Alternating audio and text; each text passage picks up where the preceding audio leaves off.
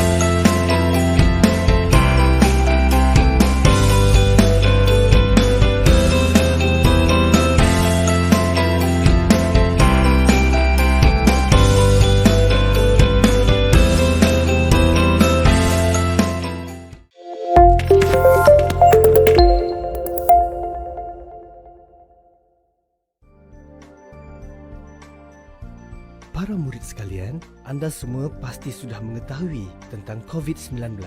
Virus ini berjangkit daripada individu kepada individu melalui titisan pernafasan dan juga sentuhan.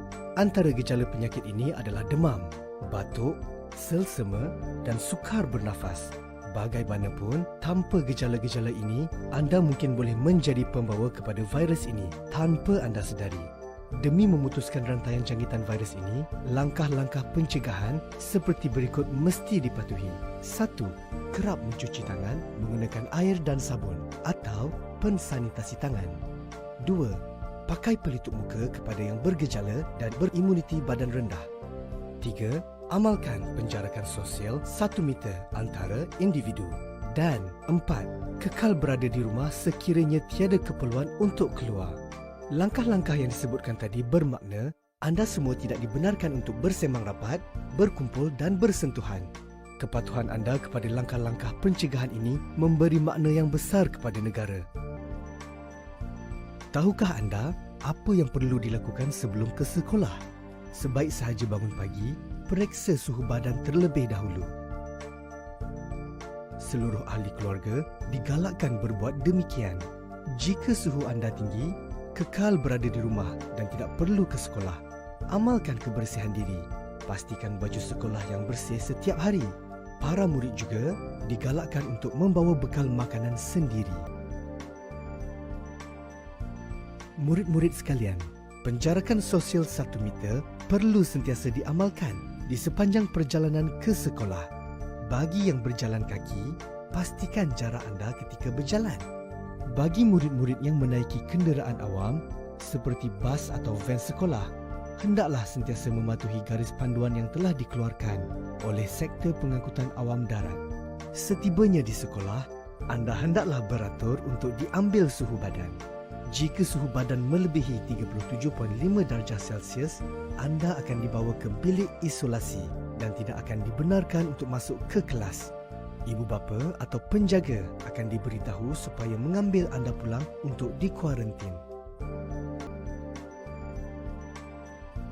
Murid-murid sekalian, penjarakan sosial 1 meter perlu sentiasa diamalkan sepanjang waktu ketika di sekolah, tidak kira di dalam maupun di luar kelas. Ditandas, elakkan daripada bersesap. Pastikan tangan dibasuh menggunakan sabun. Murid-murid hendaklah mencuci tangan dengan air dan sabun mengikut langkah-langkah membasuh tangan yang betul. Semasa waktu rehat pula, anda digalakkan untuk makan bekal makanan yang dibawa di dalam kelas.